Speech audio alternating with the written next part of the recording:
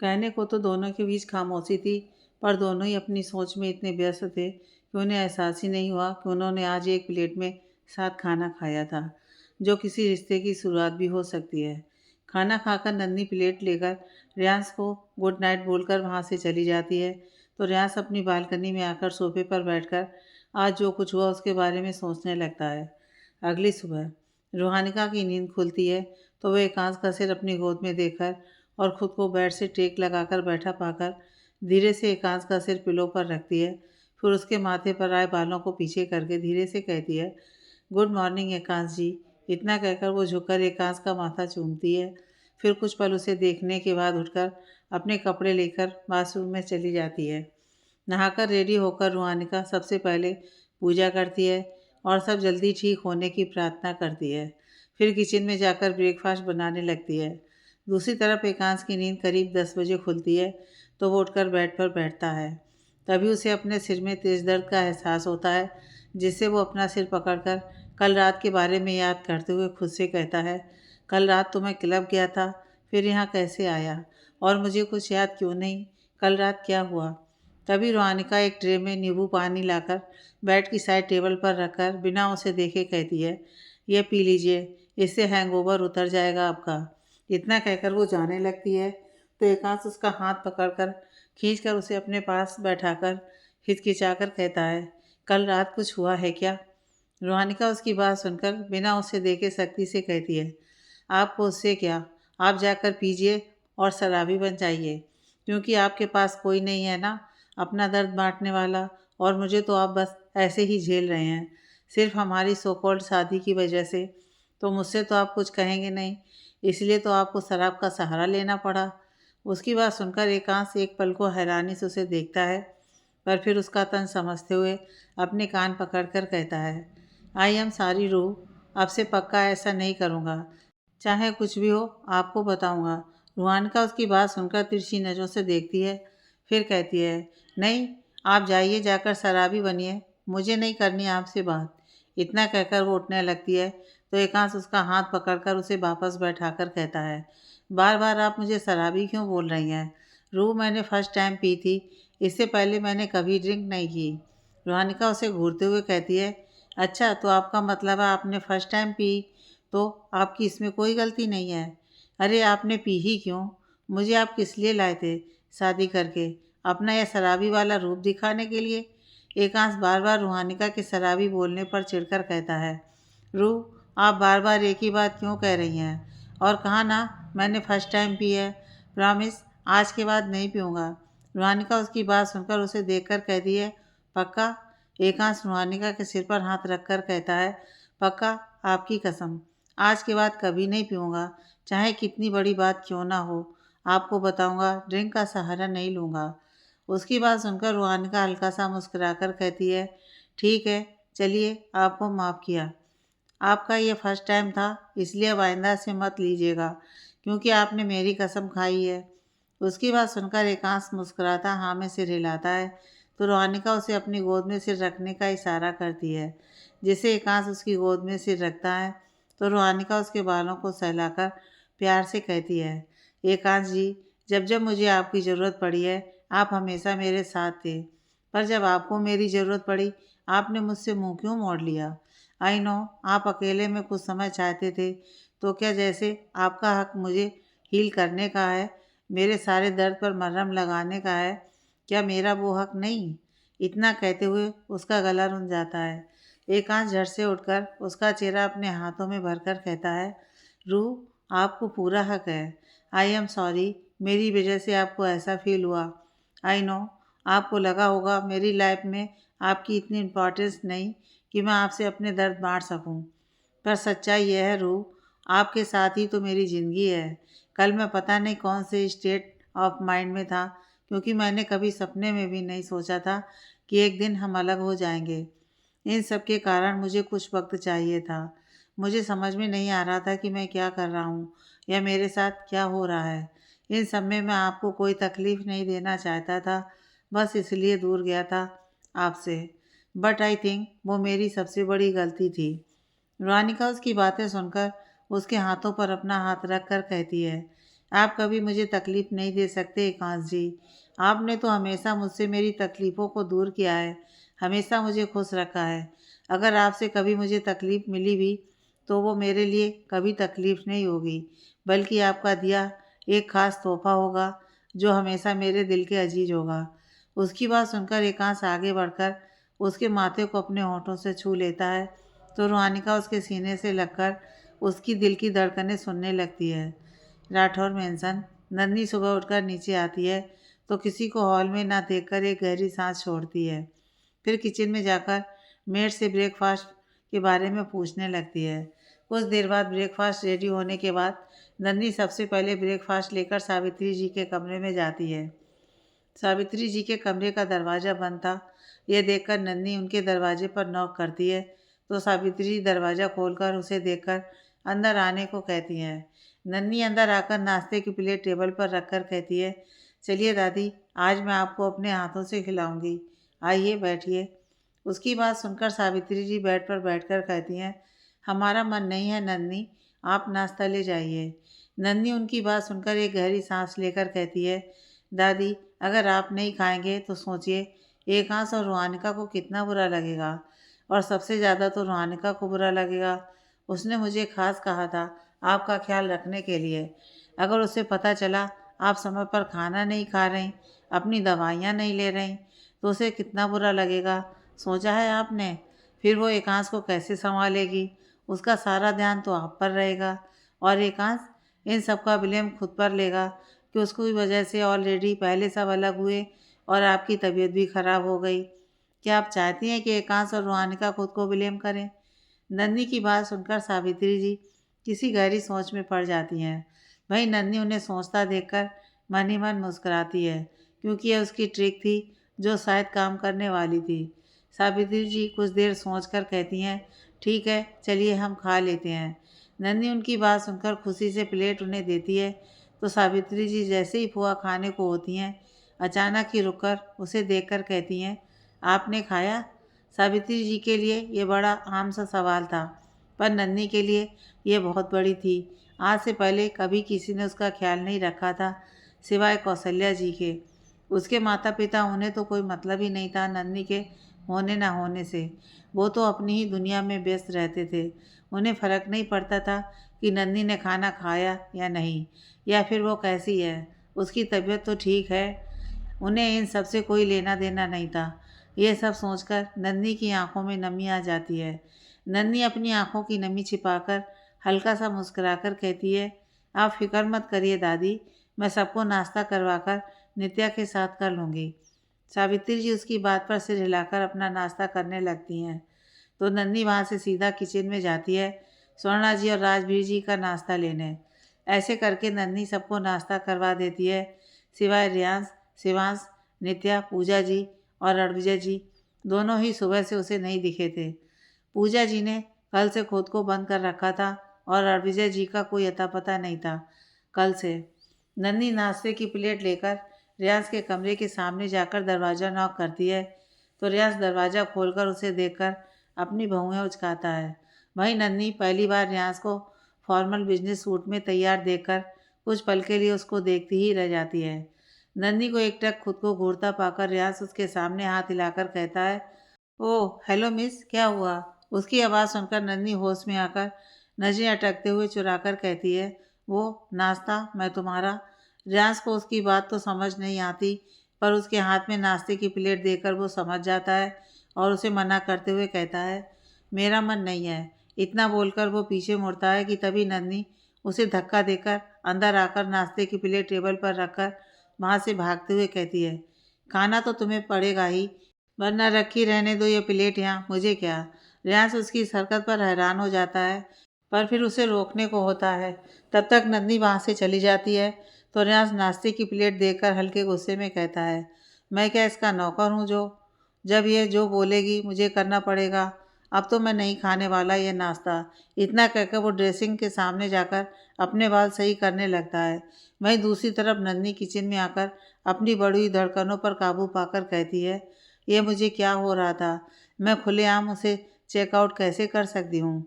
फिर कुछ सोचते हुए, वैसे जो भी कहो बिजनेस सूट में ड्रेसिंग लग रहा था, बिल्कुल, यह कहकर वो शर्माकर मुस्कुरा देती है, पर फिर अचानक ही अपनी सोच पर उसे काफ़ी हैरानी होती है। दूसरी तरफ रोहानिका एकांत से अलग होकर उसे नींबू पानी देती है, जिसे पीकर एकांश नहाने चला जाता है। कुछ देर बाद एकांश रेडी होकर नीचे आता है तो रोहानिका दोनों पर नाश्ता लगाते हुए कहती है, आइए जल्दी से नाश्ता कर लीजिए, नहीं तो ठंडा हो जाएगा। एकांश उसके पास जाकर एक चेयर खींच कर बैठता है और अपने और रोहानिका के लिए नाश्ता लगाकर रोहानिका को अपने पास वाली चेयर पर बैठाते हुए कहता है, आप भी बैठिए और खाइए।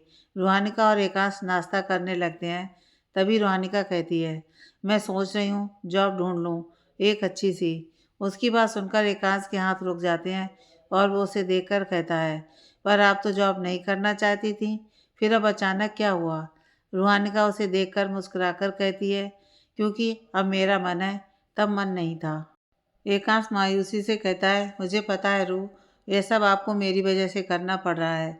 मेरी वजह से आपको जॉब करनी पड़ेगी, जबकि आपके सपने, आपके एम्बिशंस तो कुछ और ही हैं। रूहानिका उसके हाथ पर हाथ रखकर कहती है, ऐसी कोई बात नहीं है एकांश जी, इन सब में आपकी कोई गलती नहीं है। और रही बात सपनों की, तो हम बाद में भी पूरा कर सकते हैं। अभी मेरे लिए अगर कोई सबसे ज़्यादा मैटर रखता है तो वो हैं आप और हमारा यह खूबसूरत सा रिश्ता। इसलिए बेकार की बातें मत सोचिए।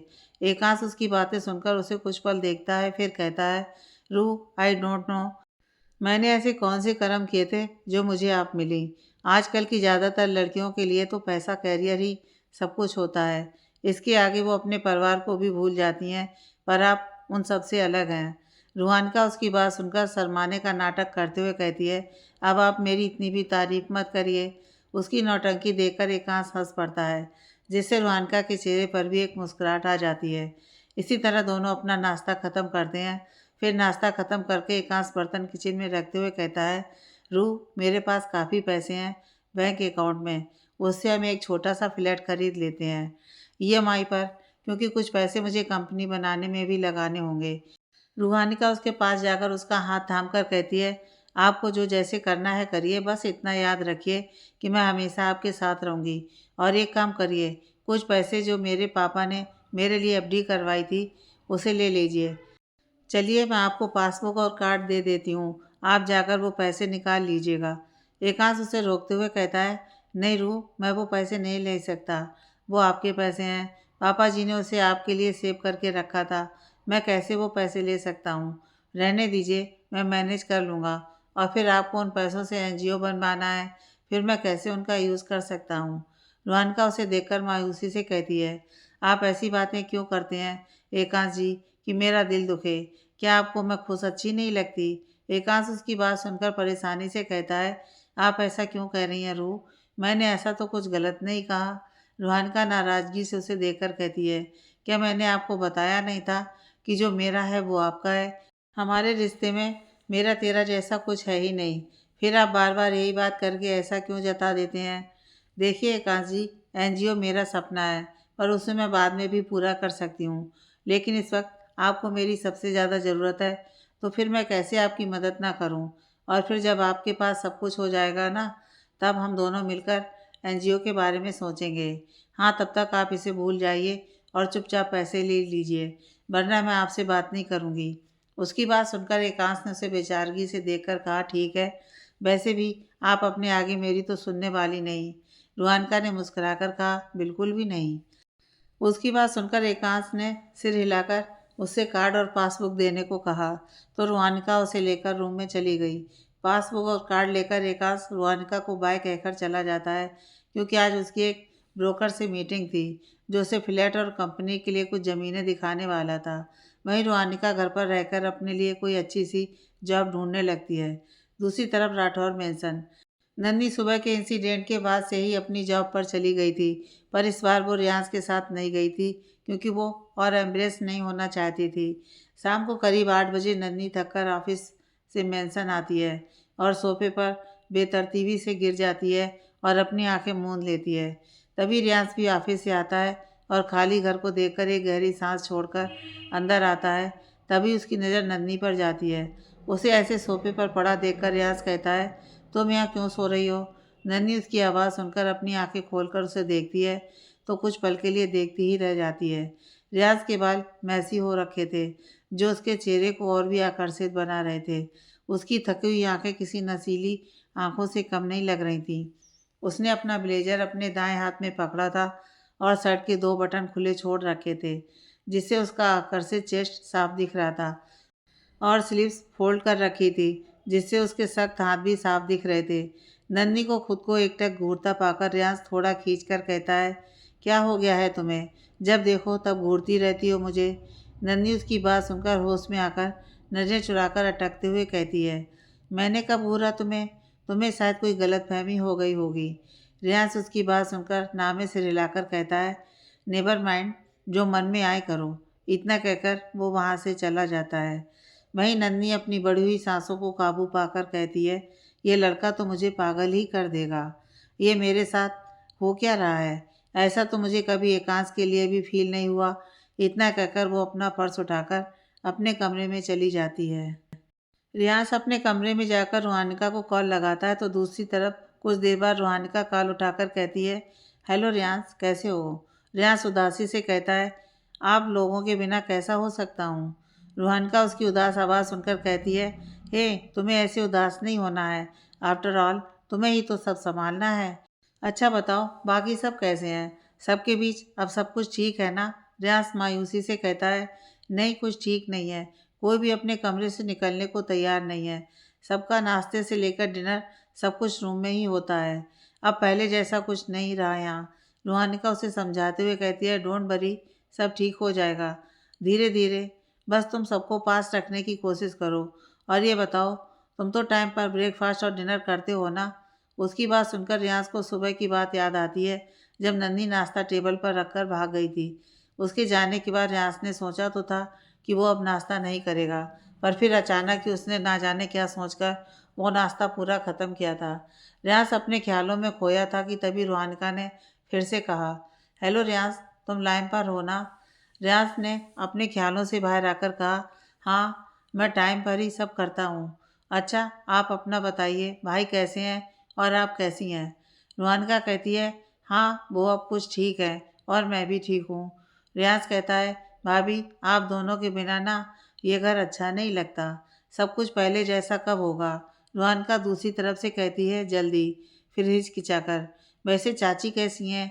रियाज को उनका नाम सुनते ही गुस्सा आता है, पर वो खुद पर कंट्रोल करके कहता है, पता नहीं कल से वो कमरे से बाहर नहीं निकली। रूहानिका हैरानी से कहती है, और तुमने जाकर पूछा भी नहीं? रियाज, एक बार चेक करके आप कि सब ठीक तो है ना, और उन्हें कुछ खिला भी देना। रियाज हल्के गुस्से में कहता है, जिनकी वजह से ये सब हुआ उन्हें मैं जाकर अपने हाथ से खाना खिलाऊं या उनका हाल चाल लूँ? ये तो मैं करने से रहा। और प्लीज़ भाभी, आप ये सब मत सोचिए और उनके बारे में तो बिल्कुल भी मत सोचिए। जब वो हमारे बारे में इतनी घटिया सोच रख सकती हैं तो हम उनके बारे में सोचें ही क्यों? रूहानिका उसका गुस्सा भांप कर हैरानी से कहती है, रियाज, तुम कब से इतना गुस्सा करने लगे? तुम तो कितने शांत रहते थे। रियाज खुद को शांत करके शांति से कहता है, हालात इंसान को अलग बना देते हैं भाभी। खैर, पता है, आज हमने एक बहुत अच्छी डील क्रैक की। ये मेरी पहली डील थी जो मैंने अकेले अपने दम पर क्रैक की है। रूहानिका खुशी से कहती है, ये तो बहुत अच्छी बात है, कांग्रेचुलेसन। तभी डोरबेल बजती है। अच्छा सुनो, लगता है कोई आया है, तो मैं तुमसे बाद में बात करती हूँ, बाय। रियाज भी बाय कहकर वो फ़ोन रख देता है और बालकनी में जाकर एकटक चांद को देखकर कहता है, आज आपकी वजह से पहली बार मेरे साथ भाई नहीं थे। प्रेजेंटेशन के टाइम पर मेरी नर्वसनेस दूर करने के लिए मैं आपको कभी माफ़ नहीं करूँगा चाची। इतना कहकर वो चांद को देखने लगता है। दूसरी तरफ रूहानिका दरवाज़ा खोलती है तो सामने एकांश को देखकर मुस्कुराकर उसका बैग लेती है तो एकांश अंदर आकर सोफे पर बैठ जाता है। रूहानिका दरवाज़ा बंद करके किचन से पानी लाकर उसे देकर कहती है, क्या हुआ, सब ठीक तो है ना? एकांश पानी पीकर गिलास टेबल पर रखकर कहता है, जितनी हमारी रेंज है उतने में कोई अच्छा फ्लैट नहीं मिल रहा, और ऑफिस के लिए एक छोटी सी कंपनी देखी है जिसे रिपेयर करवाकर नई कंपनी बनवाने का सोच रहा हूँ। वो हमारी बजट की है। रूहानिका उसके पास बैठकर कहती है, इट्स ओके एकांश जी, अगर ज़्यादा अच्छा घर नहीं भी मिल रहा है तो हम किसी छोटे से घर में रह लेंगे। वैसे भी सिर्फ हम दोनों को ही तो रहना है। और पता है मुझे ना छोटे घर बहुत पसंद है। वो बहुत क्यूट होते हैं और उनमें सुकून होता है जो हमें आलीशान महलों में भी नहीं मिलता। एकांश उसकी बात सुनकर गौर से उसे देखकर कहता है, आप बहुत अच्छी हैं रूह। रूहानिका अदाओं से अपने बाल झटक कर कहती है, वो तो मैं हूँ। एकांश उसकी इस हरकत पर हंस देता है तो रूहानिका भी मुस्कुरा देती है। फिर अचानक ही कुछ याद करके अपना सिर पीट कर कहती है, ओह नो, मैं तो भूल ही गई आपको बताना।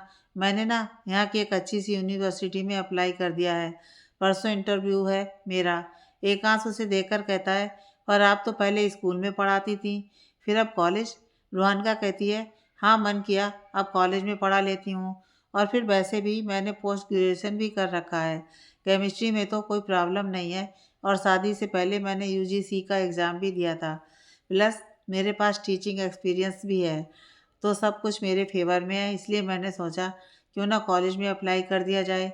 पर अब थोड़ी नर्वसनेस हो रही है। मैंने आज से पहले कभी बड़े स्टूडेंट्स को नहीं पढ़ाया है। एकांश उसका हाथ थाम कर कहता है, इट्स ओके रू, मुझे पता है आप अपना बेस्ट देंगी, तो नर्वस होने की ज़रूरत नहीं है। हाँ, रूहानिका उसकी बात सुनकर सिर हिलाकर उसके सीने से लग जाती है, जिससे एकांश उसके बाल सहलाकर मन में सोचता है, आई नो रू, आपने कॉलेज में क्यों अप्लाई किया, क्योंकि स्कूल में इतनी सैलरी नहीं होती और आप मेरी हेल्प करना चाहती हैं, इसलिए आपने कॉलेज में अप्लाई किया। खैर, आई जस्ट होप आपको यह जॉब मिल जाए और मेरी कंपनी भी जल्दी से शुरू हो। उसे जल्दी से कोई अच्छा सा इन्वेस्टर मिल जाए तो सब अच्छा होगा। इतना सोचकर वो रूहानिका के बाल चूमता है। कुछ देर बाद रूहानिका एकांत से अलग होती है और उसे फ्रेश होने को आने का कहकर किचन में जाकर डिनर गर्म करने लगती है। एकांत के फ्रेश होकर आने पर रूहानिका और वो साथ में डिनर करते हैं। फिर किचन समेटकर रूहानिका एकांत की बाहों में सो जाती है। अगले कुछ दिन इसी तरह बीत जाते हैं। रूहानिका को एक अच्छे से कॉलेज में जॉब मिल चुकी थी और एकांश ने भी अपनी कंपनी का रिपेयरिंग का काम शुरू करवा दिया था। दोनों ही अपनी ज़िंदगी में व्यस्त थे, पर एक दूसरे के लिए समय निकाल ही लेते थे।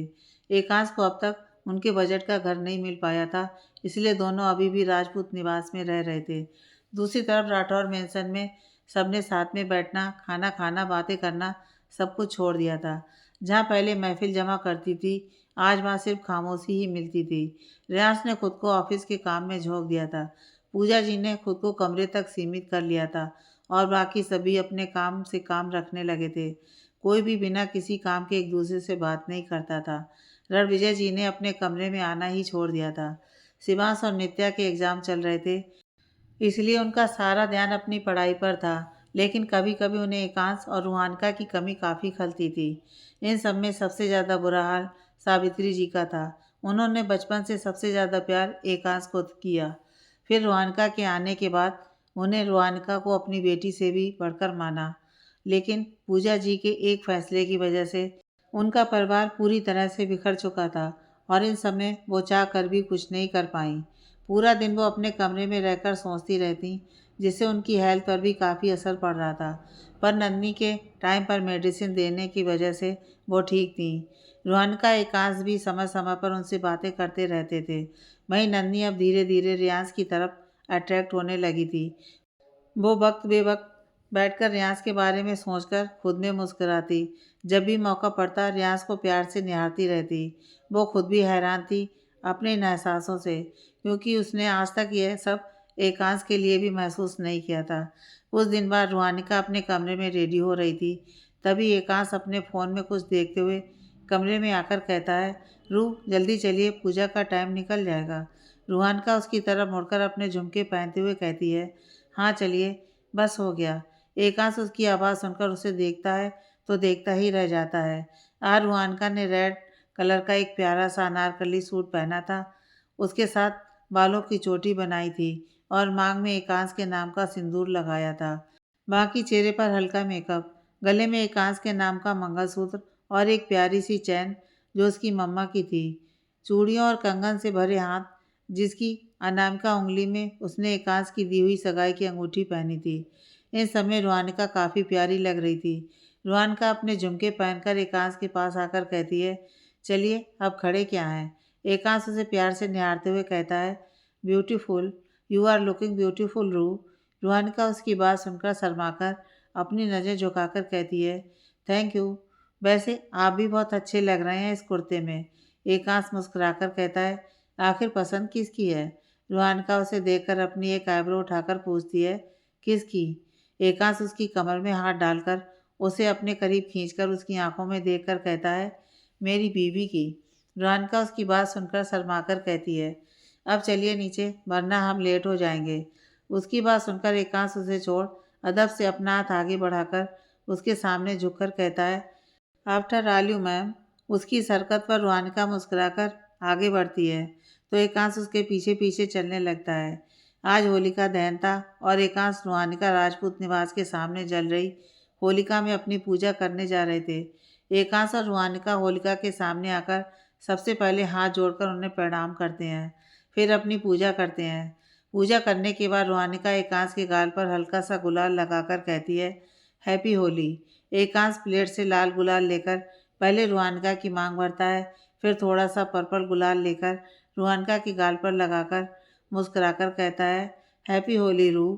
रुहानिका शरारत से मुस्कुराकर थोड़ा सा ग्रीन गुलाल लेकर एकांश के पूरे चेहरे पर लगाकर कहती है, बुरा ना मानो, होली है।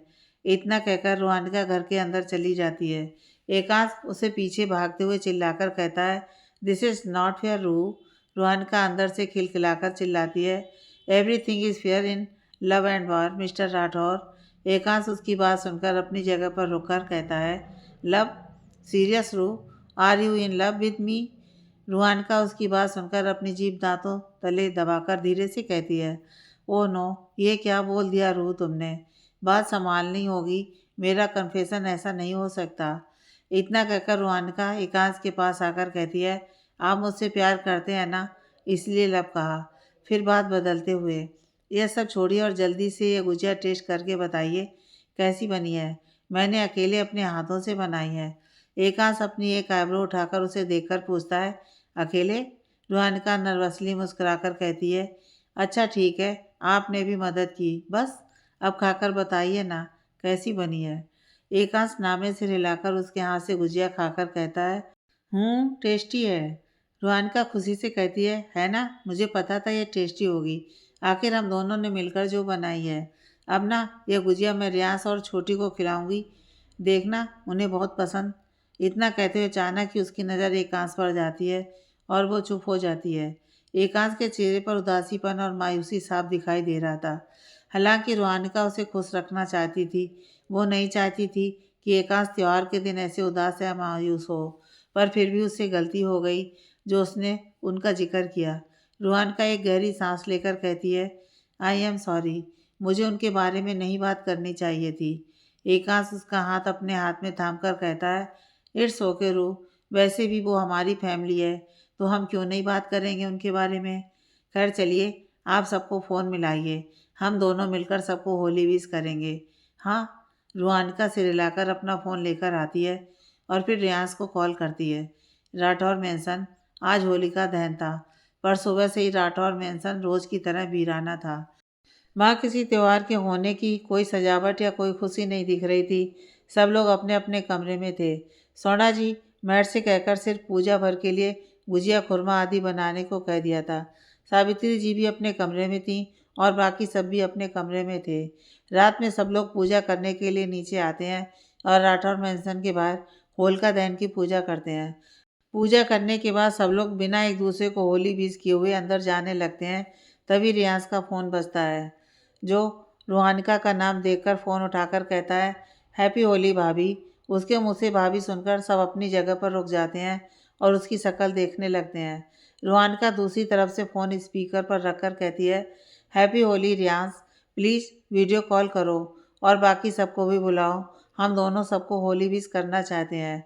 रियांश उसकी बात सुनकर ओके कहकर नित्या से अपना लैपटॉप लाने को कहता है। नित्या जल्दी से उसका लैपटॉप लेकर उसे देती है तो रियांश लैपटॉप से वीडियो कॉल कनेक्ट करके हॉल में रखे टेबल पर रखता है और सबको सोफे पर बैठने को कहता है। सभी लोग सोफे पर बैठते हैं। जल्दी कॉल कनेक्ट हो जाती है, जिससे सबको रुहानिका और एकांश का मुस्कुराता चेहरा नजर आने लगता है। इतने दिनों बाद रुहानिका और एकांश को देखकर सावित्री जी और सोना जी की आंखों में नमी आ जाती है। वहीं राजवीर जी और रणविजय जी भी काफ़ी भावुक हो जाते हैं। एकांश उन्हें भावुक देखकर कहता है, प्लीज़ आप लोग ऐसे इमोशनल मत होइए, आज होली है और हमें आज के दिन ऐसे उदास या मायूस नहीं होना चाहिए। सावित्री जी नम आंखों से उसे देखकर पूछती हैं, कैसे हो? पूजा हो गई आप दोनों की? रुहानका मुस्कुराकर कहती है, जी दादी माँ, हमारी पूजा हो गई और आप सबकी हो गई। सावित्री जी हाँ में सिर हिलाकर कहती हैं, हाँ हमारी भी हो गई। रुहानका उनके चेहरे को देखकर कहती है, तो फिर किसी ने एक दूसरे को गुलाल क्यों नहीं लगाया? रुहानका की बात सुनकर सब एक दूसरे की शक्ल देखने लगते हैं तो रियाज बात संभालते हुए कहता है, वो भाभी एक्चुअली जैसे ही हमारी पूजा हुई आपका कॉल आ गया तो बस इसलिए। रुहानका मुस्कुराकर कहती है, अच्छा फिर चलिए सब जल्दी से एक दूसरे को कलर लगाइए और हाँ होली विश कीजिए। उसकी बात सुनकर सब एक दूसरे का चेहरा देखते हैं तो नन्ही गुलाल से भरी थाल उनके पास लाकर कहती है, ये लीजिए गुलाल, अब जल्दी से लगाइए एक दूसरे को। सावित्री जी एक गहरी सांस लेकर गुलाल अपने हाथों में लेकर सबसे पहले राजवीर जी और रणविजय जी को लगाकर कहती हैं, होली की हार्दिक शुभकामनाएं। राजवीर जी भी हल्का गुलाल लेकर सावित्री जी के चेहरे पर लगाकर कहते हैं, आपको भी माँ। इतना कहकर वो उनके पैर छूते हैं। रणविजय जी भी सावित्री जी को कलर लगाकर उनके पैर छूते हैं तो सावित्री जी स्वर्णा जी के चेहरे पर गुलाल लगाकर कहती हैं, होली की हार्दिक शुभकामनाएं बड़ी बहू। स्वर्णा जी भी हल्का सा गुलाल सावित्री जी को लगाकर कहती हैं, आपको भी माँ जी। इतना कहकर वो उनके पैर छूती हैं। अब सावित्री जी पूजा जी की तरफ मुड़ती हैं जो सबसे दूर एक कोने में खड़ी थीं। सावित्री जी उनके पास जाकर उन्हें हल्का सा टीका लगाकर कहती हैं, होली की हार्दिक शुभकामनाएं छोटी बहू। पूजा जी हल्का सा गुलाल लेकर सावित्री जी के चेहरे पर लगाकर अचानक ही भावुक हो जाती हैं। फिर उनके पैर छूकर कहती हैं, आपको भी माँ जी। सावित्री जी उनके सिर पर हाथ फेरती हैं, फिर रियास और बाकी सब बच्चों को कलर लगाती हैं। उनके कलर लगाने के बाद सब एक दूसरे को कलर लगाकर हैप्पी होली कहते हैं। रणविजय जी राजवीर जी को कलर लगाकर उनसे गले मिलकर उन्हें हैप्पी होली कहते हैं। फिर पूजा जी की तरफ मुड़ते हैं जो उन्हें आंस भरी नज़रों से देख रही थी।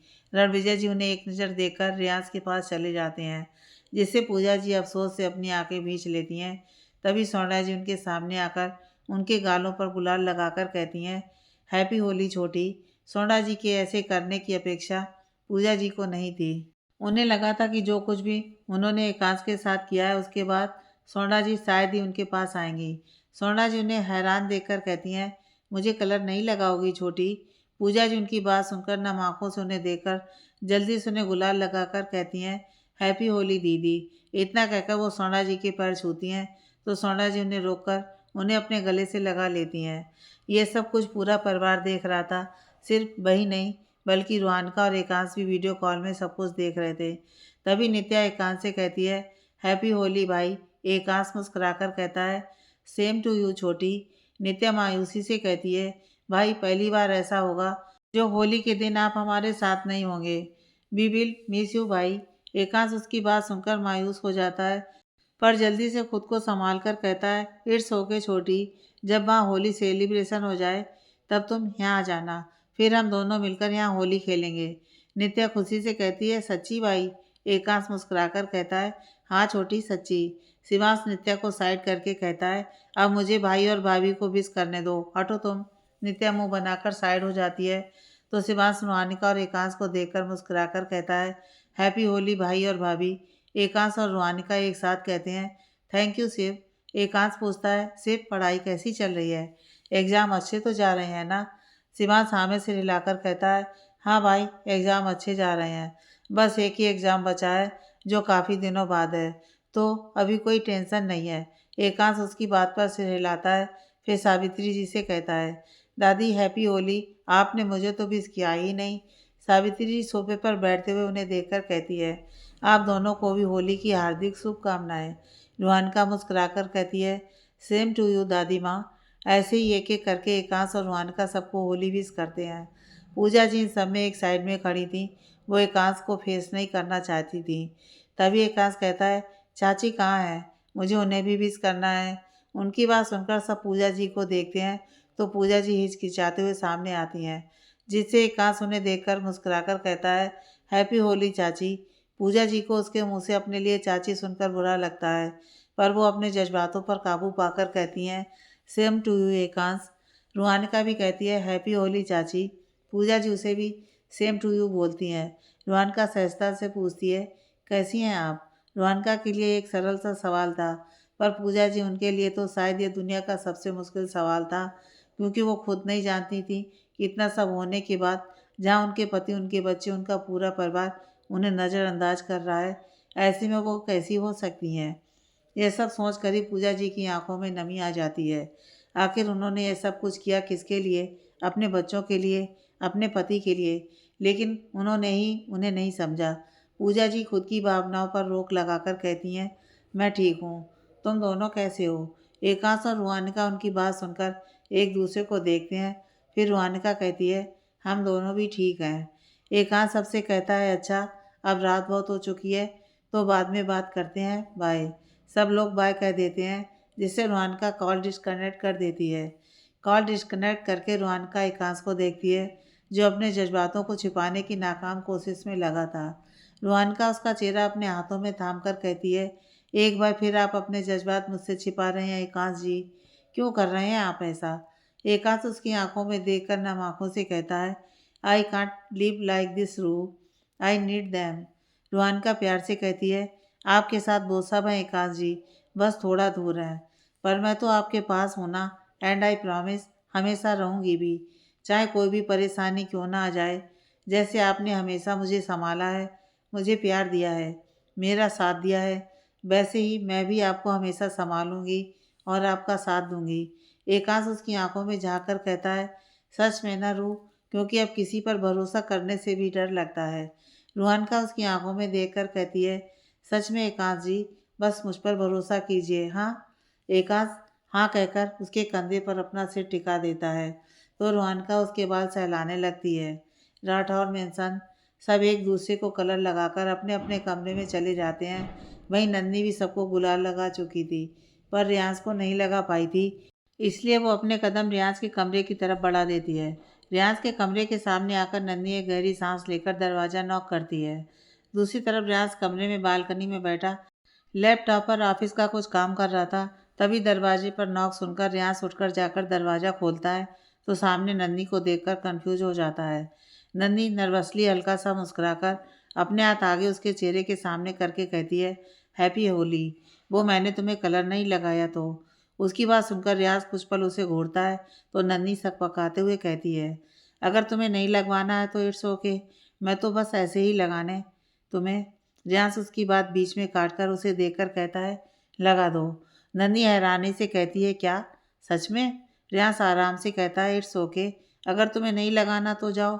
इतना कहकर वो मुड़ने को होता है, पर नन्ही उसका हाथ पकड़कर उसे रोककर कहती है, अरे अरे रुको, वो तुमने अचानक कहा तो मुझे विश्वास नहीं हुआ। रियांश उसकी बात सुनकर उसकी तरफ मुड़कर अपना हाथ देखता है, जिसे नन्ही ने पकड़ा था, तो नन्ही उसकी नज़रों का पीछा करते हुए उसका हाथ छोड़कर नजरें चुराने लगती है। रियाज अपने हाथ बांधकर उसे देखकर कहता है, अब लगाओगी भी मुझे? बहुत काम भी है ऑफिस का। नन्ही उसकी बात सुनकर मुंह बिगाड़कर मन ही मन कहती है, एक तो पता नहीं है इतना खड़ूस क्यों है। खैर अभी जल्दी से कलर लगा देती हूँ, वरना क्या पता इसका मन बदल जाए। इतना कहकर वो अपने हाथ आगे बढ़ाकर रियाज के दाएं गाल पर हल्का सा गुलाल लगाकर मुस्कुराकर कहती है, हैप्पी होली। रियाज से रिलाकर कहता है, हाँ सेम टू यू। अब तुम जाओ, मुझे काम है ऑफिस का। इतना कहकर वो दरवाज़ा बंद कर लेता है। वहीं नन्ही को उसका यह बर्ताव काफ़ी खलता है, पर फिर वो खुद को संभाल कर अपने कमरे में चली जाती है। दूसरी तरफ रियांश दरवाज़ा बंद करके उससे टिककर खड़ा अपनी बढ़ी हुई धड़कनों को काबू करके कहता है, नहीं मैं दोबारा इस सब में नहीं फंस सकता, और वैसे भी मैं सिर्फ श्रद्धा से ही प्यार करता हूँ और उसे ही करता रहूँगा, चाहे कुछ भी हो जाए। पर जो मुझे नन्ही के लिए फील होता है, वो मैंने श्रद्धा के लिए कभी क्यों फील नहीं किया। ये सब सिर्फ कुछ पल का अट्रैक्शन है, जो मुझे नन्ही के ज़्यादा आसपास रहने पर फील होता है। आई थिंक अब उससे दूरी बनाना ही बेहतर है, मेरे लिए भी और नन्ही के लिए भी। इतना कहकर वो अचानक ही खामोश हो जाता है, क्योंकि नन्ही के दूर होने के ख्याल से ही उसे बुरा लग रहा था, जिसका मतलब वो नहीं समझ पा रहा था। खैर रियांश ज़्यादा ना सोचकर अपना सिर झटक कर वापस बालकनी में जाकर अपने लैपटॉप पर काम करने लगता है। अगली सुबह राजपूत निवास। रोहनका सुबह जल्दी से उठकर किचन में जा ही रही होती है कि तभी एकांश भी उसके साथ किचन में आता है। यह देखकर रोहनका कहती है, अरे अरे, आप यहाँ क्या करने आए हैं आज? एकांश उसे देखकर मुस्कुराकर कहता है, आज मैं अपनी बीवी की मदद करने आया हूँ। किचन में रोहनका नाटक करते हुए कहती है, अच्छा जी, ऐसा क्या चमत्कार हो गया जो आपके दर्शन मुझे यहाँ मिल रहे हैं? एकांश हैरानी से कहता है, व्हाट डू यू मीन रू? क्या मैं किचन में कभी नहीं आता? रोहनका हंसते हुए कहती है, अरे बाबा, मजाक कर रही थी। अच्छा, ऑन ए सीरियस नोट बताइए, कैसे आना हुआ आपका यहाँ? एकांश कहता है, क्योंकि आज सब लोग आ रहे हैं तो मैंने सोचा आज का लंच और ब्रेकफास्ट मैं बनाऊंगा। रोहनका असमंजस में कहती है, कौन आ रहा है? एकांश उसे देखकर मुस्कुराकर कहता है, बंस और प्रिया का कॉल आया था। कह रहे थे आज हमसे होली मिलने आ रहे हैं। चूंकि आपकी ये पहली होली है तो ये आपके मायके में होनी चाहिए, और हम भाई हैं तो बंस और प्रिया आपसे मिलने आ रहे हैं, इसलिए आपके मायके वालों की तरफ से। रोहनका उसकी बात सुनकर कहती है, क्या ताई जी भी? एकांश नामे से हिलाकर कहता है, नहीं, वो नहीं, सिर्फ बंस और प्रिया आ रहे हैं, बाकी रियांश, छोटी और शिव भी आएंगे। रियांश का कॉल आया था कि वहाँ सेलिब्रेट करने के बाद वो लोग यहाँ आएंगे। रोहनका मुस्कुराकर खुशी से कहती है, ये तो बहुत अच्छी बात है, फिर चलिए शुरू करते हैं, मैं भी आपकी हेल्प करूँगी। एकांश हामे से हिलाता है तो दोनों मिलकर काम करने लगते हैं। राठौर मेंशन सब सुबह से ही रोज की तरह अपने कमरे में थे। रियांश अपने रूम से रेडी होकर शिवांश और नित्या के रूम में जाकर उन्हें लेकर राजपूत निवास के लिए निकलने लगता है। तभी सावित्री जी भी अपने कमरे से रेडी होकर बाहर आते हुए कहती हैं, रुकिए, हम भी चलेंगे। उनकी बात सुनकर तीनों रुककर एक दूसरे की शक्ल देखते हैं तो शिवांश धीरे से रियांश के कान में कहता है, ओ नो, अब तो दादी भी आ रही हैं, अब तो हो चुकी हमारी हैप्पी होली। रियांश उसकी हाँ में हाँ मिलाते हुए कहता है, हाँ यार, मैंने तो सोचा था सब भांग पियेंगे, खूब मस्ती करेंगे, पर यहाँ तो ये भी चल रही हैं। अब तो हो गई हैप्पी होली। नित्या, जो कि शिवांश के बगल में खड़ी थी, उसे कुछ सुनाई नहीं दे रहा था, इसलिए वो तेज से कहती है, आप लोग इतने धीरे धीरे क्या बात कर रहे हो? उसकी बात सुनकर शिवांश और रियांश उसे घूरते हैं तो सावित्री जी कहती हैं, क्या बात कर रहे थे आप दोनों? क्या आप दोनों हमें नहीं ले जाना चाहते? उनकी बात सुनकर रियांश सक पकाते हुए कहता है, नहीं दादी, ऐसा वाला कैसे हो सकता है? मैं तो बस शिव के एग्ज़ाम के बारे में पूछ रहा था, वो कुछ दिन बाद है ना, तो सब प्रिपेयर हुआ या नहीं, ये पूछ रहा था। सावित्री जी उसकी बात सुनकर अपनी पारखी नज़रों से उसे देखने लगती हैं तो रियांश अपना थूक निगलते हुए नकली मुस्कान के साथ उन्हें देखकर कहता है, चलिए ना, चलते हैं वरना लेट हो जाएगा। सावित्री जी उसकी बात सुनकर सिर हिलाकर उसके साथ बाहर की ओर बढ़ जाती हैं तो रियांश एक चैन की सांस लेता है। तभी सोना जी, राजवीर जी और रणविजय जी भी अपने अपने कमरे से बाहर आकर कहते हैं, रुकिए, हम भी चलते हैं। उन्हें देखकर रियांश और शिवांश एक दूसरे को देखकर मुंह बनाते हैं, फिर नकली मुस्कान के साथ उन्हें कार में बैठने को कहते हैं। सब लोग कार में बैठते हैं। एक कार में रियांश, राजवीर जी, स्वर्णा जी और सावित्री जी थे तो दूसरी कार में शिवांश, रणविजय जी और नित्या थे। रियांश कार स्टार्ट करके आगे बढ़ाने को होता है कि नन्ही भागते हुए आकर कार के सामने आकर कहती है, अरे रुको, मैं भी चल रही हूँ। उसकी बात सुनकर रियांश धीरे से बुदबुदाता है, पूरे खानदान को बुला लेते हैं ना, सब चलेंगे। हूँ। राजवीर जी, जो उसकी बगल में बैठे थे, वो उसकी बुदबुदाहट सुनकर कहते हैं, तुमने कुछ कहा क्या? रियांश हड़बड़ाकर कहता है, नहीं तो, मैं तो कह रहा हूँ इसे कहाँ बैठाएंगे। रणविजय जी नन्ही को अपनी कार में बैठा लेते हैं तो रियांश एक चैन की सांस लेकर फिर से कार स्टार्ट करके आगे बढ़ा देता है। सभी लोग राठौर मेंशन से जा चुके थे। उस मेंशन में अगर कोई था तो वो थी पूजा जी। उनकी बिल्कुल हिम्मत नहीं थी रोहनका और एकांश का सामना करने की, इसलिए वो घर में ही थी। राजपूत निवास। रोहनका और एकांश सब कुछ बनाकर किचन में रखते हैं, तभी डोरबेल बजती है तो रोहनका अपने हाथ धोकर कहती है, मैं देखती हूँ। रोहनका जाकर दरवाज़ा खोलती है तो सामने बंस और प्रिया को देखकर मुस्कुराकर उन्हें अंदर बुलाती है। बंस और प्रिया सोफे पर बैठते हुए कहते हैं, हैप्पी होली रोहानिका दी। रोहनका मुस्कुराकर कहती है, सेम टू यू, रुकिए, मैं अभी कलर लेकर आती हूँ। इतना कहकर रोहनका दूसरे साइड जाती है जहाँ एक टेबल पर उन्होंने, रोहनका और एकांश ने कलर और बाकी चीज़ों को सजाया था। रोहनका एक प्लेट लेकर बंस और प्रिया के पास आती है तो दोनों खड़े होकर पहले उसे गुलाल लगाते हैं, फिर रोहनका दोनों को गुलाल लगाती है। तब तक एकांश भी बाहर आ जाता है तो बंस उसके गले मिलकर उसे गुलाल लगाता है, फिर प्रिया भी एकांश को हल्का सा गुलाल लगाती है। सब लोग बैठकर बातें करने लगते हैं। तब तक रोहानिका नाश्ता लेकर आती है और उन्हें देती है। सब लोग साथ में बैठकर बातें कर ही रहे थे कि तभी फिर से डोरबेल बजती है तो एकांश उठते हुए कहता है, लगता है रियांस लोग भी आ गए हैं, मैं देखता हूँ। इतना कहकर वो दरवाज़ा खोलने चला जाता है। दरवाज़ा खोलते ही पूरा राठौर परिवार को अपने सामने देखकर एकांश की आंखों में नमी आ जाती है। साथ ही वो काफ़ी हैरान भी होता है। सावित्री जी उसे स्थिर खड़ा देखकर कहती हैं, हमें अंदर नहीं बुलाएंगे? एकांश उनकी बात सुनकर साइड हटकर उन्हें अंदर बुलाता है, तो सावित्री जी समेत सब लोग अंदर आते हैं। सबको देखकर रोहनका भी काफ़ी सरप्राइज होती है, पर फिर खुशी से उनका स्वागत करती है। बंस और प्रिया भी सबसे मिलते हैं। सब बैठे ही थे कि रोहनका नाश्ता लाकर सबके सामने रखते हुए कहती है, आज का सारा नाश्ता एकांश जी ने बनाया है, स्पेशली आप सबके लिए। स्वर्णा जी उसकी बात सुनकर मुस्कुराकर कहती हैं, कितने दिन बाद हमें अंश के हाथ का कुछ खाने को मिलेगा। वैसे हमें पता है ये सब ना उसने खासकर नित्या के लिए बनाया है, क्यों अंश? एकांश उसकी बात पर मुस्कुराकर कहता है, जी माँ, पर आप सबके लिए भी है। अच्छा, आप सब टेस्ट करके बताइए कैसा बना है। स्वर्णा जी और बाकी सब सिर हिलाकर एक बाइट लेते हैं। नित्या खुशी से कहती है, भाई ये तो बिल्कुल वैसा है जैसा आप हमेशा बनाते हो। Thank you. एकांश उसकी बात पर सिर्फ मुस्कुराकर रह जाता है। रणविजय जी मायूसी से एकांश से कहते हैं, मुझे माफ़ कर दो बेटा, मेरी वजह से तुम हमारे साथ होली भी नहीं मना पाए। मेरी वजह से तुम्हें वो घर छोड़कर आना पड़ा। प्लीज़ मुझे माफ़ कर दो बेटा, मुझे नहीं पता था कि पूजा के मन में यह सब चल रहा है। उसकी बात सुनकर एकांश उनके पास बैठकर उनका हाथ अपने हाथों में लेकर कहता है, प्लीज़ चाचू, आप ऐसा मत सोचिए, जो कुछ भी होता है अच्छे के लिए होता है। अब देखिए, पहले मैंने कोई संघर्ष नहीं किया, मुझे बिना किसी मेहनत के, बिना किसी संघर्ष के इतनी अच्छी पोजीशन मिल गई।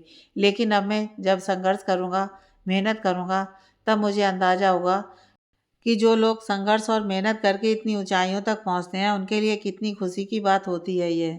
मैं भी उस फीलिंग को महसूस कर सकूँगा, मैं भी वो सारी खुशी महसूस करूँगा। तो फिर प्लीज़ आप ऐसी बातें मत सोचिए। रणविजय जी उसकी बात सुनकर उसकी पीठ थपथपाकर कहते हैं, I am proud of you बेटा, और मुझे पता है हर बार की तरह इस बार भी तुम हम सबको प्राउड महसूस करवाओगे। एकांश मुस्कुराकर कहता है, आई होप ऐसा ही हो। दूसरी तरफ सुनीता जी घर में किसी को न देखकर खुद से कहती हैं, जरूर ये दोनों उस रूहानिका से मिलने गए हैं। इन दोनों को समझ में नहीं आता क्या, उस रूहानिका की वजह से इनकी माँ विधवा हो गई, ये दोनों बिन पिता के हो गए। पर नहीं, इन्हें पता नहीं क्यों उस रूहानिका से मिलना जुलना अच्छा लगता है। खैर जो भी हो, मेरा प्लान तो कामयाब हो गया। फाइनली मैंने रूहानिका और एकांश को उस घर से निकलवा दिया। अब बस तुम देखती जाओ रूहानिका, कैसे तुम्हें और तुम्हारे उस पति की ज़िंदगी में तबाह करती हूँ। यह सब कहते वक्त उनके चेहरे और आंखों में रूहानिका और एकांश के प्रति असीम नफरत दिख रही थी। अचानक ही कुछ सोचकर सुनीता जी टेढ़ा मुस्कुराकर कहती हैं, चलो आज की होली को यादगार बनाते हैं मिसेस रूहानिका एकांत सिंह राठौर के लिए। इतना कहकर वो मुस्कुराकर अपना पर्स लेकर बाहर चली जाती हैं। राजपूत निवास। रेहान सबको बाहर गार्डन में लाता है, तो वहाँ होली की तैयारियां होते देखकर रूहानिका कहती है, अरे ये सब किसने करवाया? रेहान मुस्कुराकर कहता है, ये सब मैंने करवाया है। अब मेरी भाभी की पहली होली है, तो ये इतनी सूखी सूखी तो नहीं हो सकती। उसकी बात सुनकर रूहानिका भावुक हो जाती है, तो रियाज उसकी आंखों की नमी साफ करके नाटक करते हुए कहता है, हूँ भाभी, आई हेट टीयर्स। उसकी नौटंकी देखकर रूहानिका मुस्कुरा देती है। दूसरी तरफ सुनीता जी राजपूत निवास के बाहर पहुंचकर अंदर जाने को होती हैं, पर अचानक ही एक आदमी को कुछ डेकोरेशन का सामान लेकर अंदर जाते देखकर उसे अपने पास बुलाकर रूहानिका के घर की तरफ इशारा करके पूछती हैं, सुनो, क्या तुम अंदर जा रहे हो? वो आदमी हाँ में सिर हिलाकर कहता है, जी आपको कुछ काम था? सुनीता जी कुछ सोचकर उसे एक छोटा सा पैकेट देकर कहती हैं, मेरे एक काम करोगे, मुंह मांगे पैसे मिलेंगे। वो आदमी कुछ सोचकर कहता है, जी बताइए क्या काम है?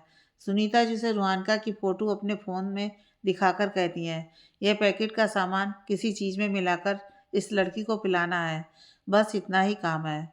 वो आदमी घबराकर कहता है, कहीं इसमें जहर तो नहीं? देखिए, मैं ऐसा कोई काम नहीं कर सकता किसी को मारने का। सुनीता जी उसे डांटते हुए कहती हैं, पागल हो क्या? मैं तुम्हें किसी को मारने को क्यों कहूँगी, जब मुझे पता है वो तुम्हारा बस का नहीं। इसमें जहर नहीं, कुछ और है। बस तुम्हें इस लड़की को पिला दो किसी तरह। आई प्रॉमिस इन सब में तुम्हारा नाम नहीं आएगा। वो आदमी को सोचकर वो पैकेट लेकर कहता है, ठीक है, पर इसके बदले मुझे 20,000 चाहिए। सुनीता जी उसे 10,000 देकर कहती हैं, बाकी का पैसा काम होने के बाद मिलेगा। तो जाओ, जाकर जल्दी से काम ख़त्म करो। वो आदमी पैसे लेकर वहाँ से चला जाता है। वहीं सुनीता जी उसके जाते ही टेढ़ा मुस्कुराकर कहती हैं, अब आएगा मज़ा, जब रुआनका सबके सामने नशे में धुत होकर अपनी बेइज्जती करवाएगी। तुमने मेरी बेइज्जती करवाई थी ना रुआनिका, मेरे पति को पूरी दुनिया के सामने तुमने बेइज्जत किया ना, अब देखना कैसे तुम खुद ही खुद को बेइज्जत करोगी। इतना कहकर वो हंसने लगती हैं।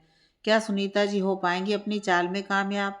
क्या रुआनका खुद को सुनीता जी की साजिश से बचा पाएगी? क्या रियांश वाकई नंदिनी को खुद से दूर कर देगा? जानने के लिए पढ़िए कहानी का नेक्स्ट पार्ट।